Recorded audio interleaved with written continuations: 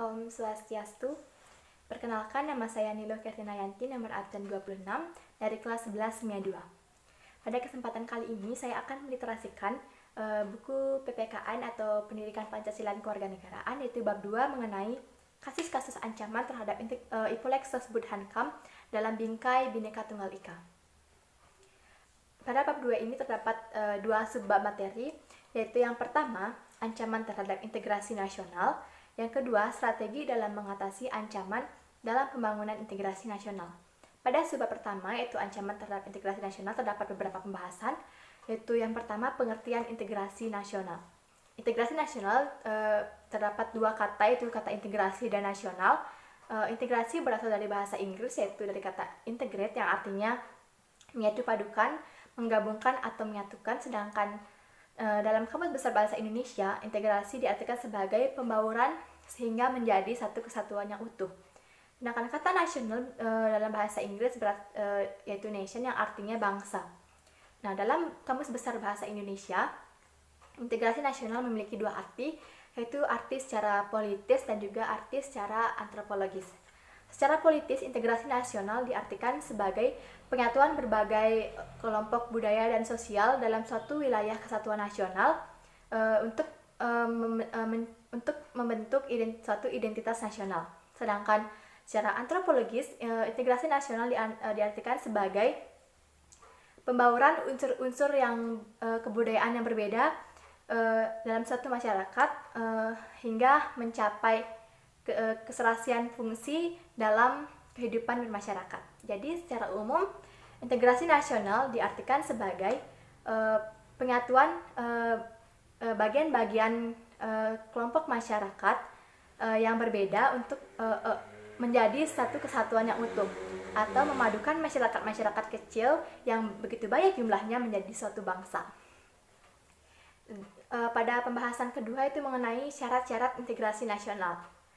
Syarat-syarat integrasi nasional yang pertama, anggota-anggota masyarakat harus merasa bahwa mereka berhasil dalam memenuhi kebutuhan yang satu dengan yang lainnya.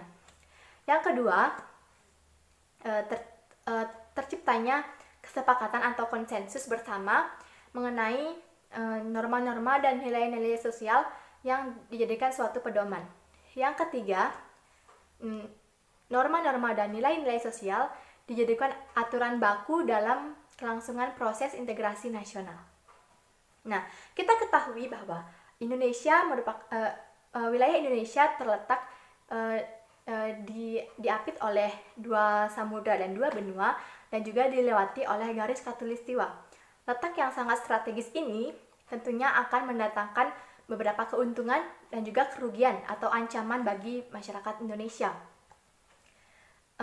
Lalu selanjutnya kita akan memasuki materi yaitu mengenai ancaman terhadap IPOLEK Sosbud Hankam. Nah, ancaman sendiri terdapat dua ancaman, itu ancaman militer dan ancaman non-militer.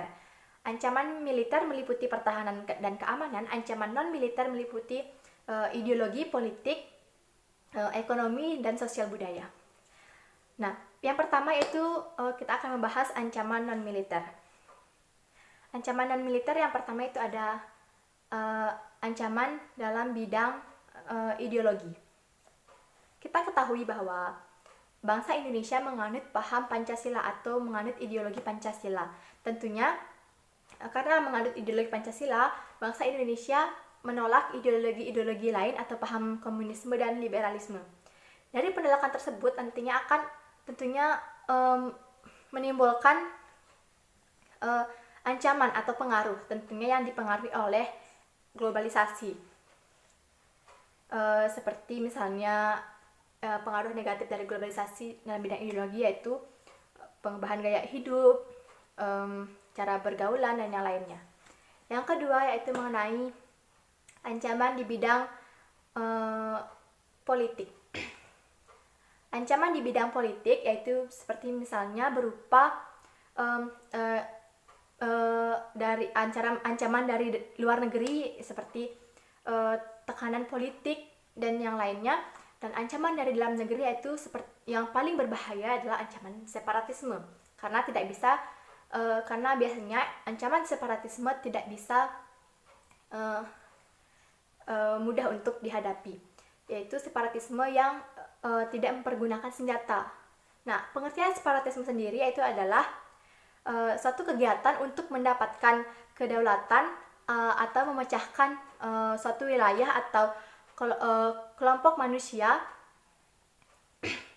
antara yang satu dengan yang lainnya. Nah, mengapa ancaman separatisme sangat berbahaya bagi bangsa Indonesia? Karena ancaman separatisme ini biasanya dilakukan oleh kelompok orang tertentu yang tidak akan mempengaruhi suatu masyarakat. Yang ketiga, ada ancaman di bidang politik. Ancaman di bidang politik juga banyak dipengaruhi oleh globalisasi, seperti contohnya yang pertama, banyaknya barang-barang impor atau banyaknya didatangkan barang-barang dari luar negeri yang nantinya akan mendesak barang-barang lokal atau tradisional. Yang kedua, kemungkinan besar ekonomi yang ada di Indonesia nantinya akan dikuasai oleh pihak asing atau warga negara asing. Yang ketiga, nantinya akan menimbulkan kesenjangan sosial karena adanya persaingan ekonomi yang tanpa batas. Yang keempat, akan menimbulkan prospek jangka panjang. Dan tentunya juga akan menimbulkan maraknya tingkat kemiskinan dan juga tingginya angka pengangguran di Indonesia. Lalu yang selanjutnya ada ancaman di bidang sosial dan budaya. Ancaman di bidang sosial budaya juga banyak mendapat pengaruh dari era globalisasi, yaitu yang pertama, munculnya perilaku hidup yang konsumtif, yaitu mengkonsumsi barang-barang dari luar negeri atau barang-barang impor. Yang kedua, munculnya sifat hedonisme, yaitu menganggap kebutuhan pribadi adalah yang terpenting. Yang ketiga, munculnya sifat individualisme, yaitu menganggap diri sendiri lebih penting dan menganggap kepentingan orang lain tidak bermakna. Nah, selanjutnya ada ancaman di bidang militer, yaitu bidang pertahanan dan keamanan. Ancaman di bidang pertahanan dan keamanan memiliki berbagai bentuk, yaitu seperti agresi, sabotase, spionase, pemberontakan bersenjata, teror bersenjata, dan yang lain-lain sebagainya. Kebanyakan ancaman militer dilakukan oleh suatu wilayah atau suatu masyarakat atau suatu kelompok masyarakat, namun mendapat dukungan atau dorongan dari negara lain. Kita ketahui di Indonesia pernah terjadi beberapa pemberontakan yang dilakukan oleh masyarakat itu di Indonesia, seperti misalnya gerakan Aceh Merdeka, gerakan Bintang Kejora yang di Papua,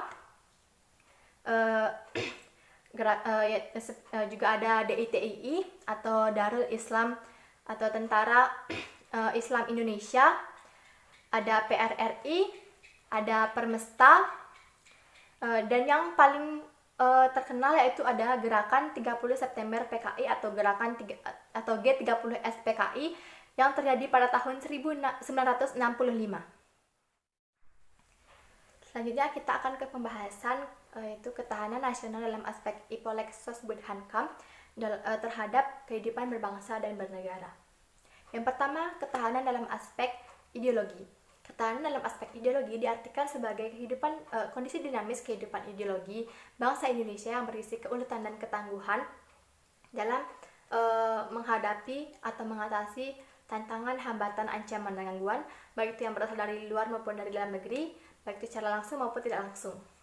Terwujudnya ketahanan nasional dalam aspek ideologi akan tercapai atau terwujud apabila seluruh masyarakat Indonesia dapat dengan benar mengamalkan ideologi Pancasila, yaitu ideologi bangsa Indonesia. Selanjutnya, ketahanan dalam aspek politik. Ketahanan dalam aspek politik diartikan sebagai kondisi dinamis kehidupan politik bangsa Indonesia yang berisi keuletan dan ketangguhan dalam menghadapi tantangan, hambatan, ancaman, dan gangguan yang berasal dari dalam maupun dari luar negeri, baik itu secara langsung maupun tidak langsung. Untuk mencapai ketahanan nasional dalam aspek politik, Indonesia harus politik yang sehat dan terlaksana secara dinamis. Selanjutnya, ketahanan dalam aspek ekonomi. Ketahanan dalam aspek ekonomi diartikan sebagai kondisi dinamis perekonomian Indonesia yang berisi keuletan dan ketangguhan dalam menghadapi dan mengatasi berbagai tantangan, hambatan, ancaman, dan gangguan yang berasal dari dalam maupun dari luar negeri, baik itu secara langsung maupun tidak langsung. Untuk mencapai ketahanan nasional ini, perekonomian Indonesia harus ditujukan untuk kesejahteraan seluruh masyarakat Indonesia. Selanjutnya, ketahanan dalam aspek sosial budaya. Ketahanan dalam aspek sosial budaya diartikan sebagai kondisi dinamis kehidupan budaya Indonesia yang berisi keuletan dan ketangguhan dalam menghadapi dan mengatasi berbagai tantangan, hambatan, ancaman, dan gangguan, baik itu yang berasal dari luar maupun dalam negeri, baik itu secara langsung maupun tidak langsung.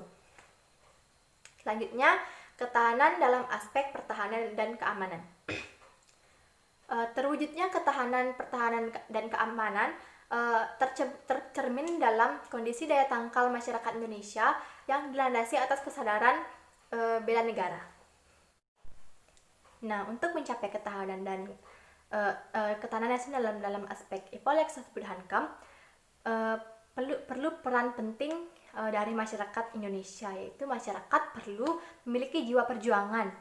Masyarakat juga perlu sadar dan peduli akan pengaruh-pengaruh yang diakibatkan oleh aspek IPOLEK Sosbud Hankam dengan harapan bisa meminimalisir pengaruh negatifnya. Masyarakat juga perlu terus aktif dalam sistem pertahanan dan keamanan rakyat semesta. Selanjutnya kita akan masuk ke subbab materi yang kedua, yaitu strategi dalam mengatasi ancaman dalam pembangunan integrasi nasional. Pertama, kita akan membahas strategi dalam mengatasi ancaman non-militer atau IPOLEK Sosbud. Pertama, ada strategi dalam mengatasi ancaman dalam aspek ideologi dan politik. Nah, ada 4 hal yang perlu dikedepankan oleh globalisasi dalam aspek ideologi dan politik, yaitu demokratisasi, kebebasan, keterbukaan, dan juga hak asasi manusia. Nah, keempat hal tersebut oleh negara adidaya seperti Amerika Serikat dan sekutunya dijadikan standar atau pedoman atau acuan oleh negara-negara berkembang atau negara di luar Amerika Serikat dan sekutunya. Nah, apabila ada salah satu negara tidak mengedepankan keempat hal tersebut, maka negara tersebut akan diberikan sanksi berupa embargo, dan yang paling menyedihkan, negara tersebut akan dianggap sebagai teroris dunia. Sanksi embargo adalah sanksi di mana negara lain tidak boleh mengadakan hubungan perdagangan oleh negara yang mendapatkan sanksi embargo. Nah, negara Indonesia pernah mendapatkan sanksi embargo dari Amerika Serikat karena pada saat itu Indonesia tidak memberikan suku cadang pesawat F-16 kepada Amerika dan juga tidak memberikan bantuan militer lainnya. Dan kala itu Indonesia dianggap melanggar hak asasi manusia. Nah, Indonesia yang menerapkan paham atau demokrasi Pancasila harus mampu memperkuat pemerintahan agar kuat, mandiri, dan juga tahan uji. Untuk mewujudkan hal tersebut, Indonesia perlu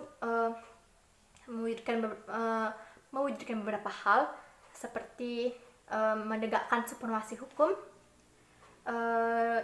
juga mengaktifkan masyarakat sipil dalam arena politik, meningkatkan demokrasi politik. Selanjutnya kita akan membahas strategi dalam mengatasi ancaman dalam aspek ekonomi. Nah, strategi dalam aspek ekonomi ini kita ketahui di dunia terdapat beberapa lembaga-lembaga perekonomian seperti IMF, WTO, dan juga ada Bank Dunia atau World Bank. Nah, lembaga-lembaga tersebut tidak sepenuhnya berpengaruh terhadap negara berkembang, atau negara berkembang kurang mendapatkan manfaat dari adanya lembaga-lembaga tersebut. Nah, cara yang paling ampuh untuk mengatasi ancaman dalam bidang ekonomi ini, Indonesia perlu, yaitu di Indonesia sendiri kita ketahui Indonesia menerapkan sistem ekonomi kerakyatan. Hal ini merupakan hal yang paling ampuh untuk mengatasi berbagai ancaman di bidang ekonomi. Selanjutnya ada ancaman di bidang sosial dan budaya. Strategi dalam mengatasi ancaman di bidang sosial dan budaya, yaitu kita harus masyarakat harus mengadakan keseimbangan atau keselarasan dengan menerapkan ajaran Trihitakarana, yaitu keseimbangan antara manusia dengan alam semesta, antara manusia dengan manusia, dan juga antara manusia dengan Tuhan. Nah, selanjutnya kita akan membahas strategi dalam mengatasi ancaman militer, yaitu pertahanan dan keamanan. Nah, di Indonesia kita memiliki sistem pertahanan dan keamanan yaitu sistem pertahanan dan keamanan rakyat semesta atau SIS-HANKAMRATA. Nah, SIS-HANKAMRATA ini diatur dalam Undang-Undang Dasar Negara Republik Indonesia, yaitu pada pasal 30 ayat 2, di mana pasal 30 ayat 2 berbunyi, sistem pertahanan dan keamanan negara dilaksanakan melalui sistem pertahanan dan keamanan rakyat semesta oleh Tentara Nasional Indonesia dan Kepolisian Negara Republik Indonesia sebagai kekuatan utama dan rakyat sebagai kekuatan pendukung. Nah, sistem pertahanan dan keamanan rakyat semesta ini bercirikan 3 hal, yaitu kerakyatan, kesemestaan, dan juga kewilayahan. Kerakyatan artinya orientasi pertahanan dan keamanan diabdikan oleh dan untuk seluruh masyarakat Indonesia. Kesemestaan artinya seluruh sumber daya nasional diupayakan untuk pertahanan. Dan kewilayahan artinya pertahanan atau kekuatan pertahanan di Indonesia dijalankan secara menyeluruh di seluruh wilayah yang ada di negara Indonesia. Baik, sekian dari literasi yang dapat saya sampaikan pada kali ini. Apabila ada salah kata, saya mohon maaf. Saya akhiri dengan Param Santi. Om Santi Santi Santi Om.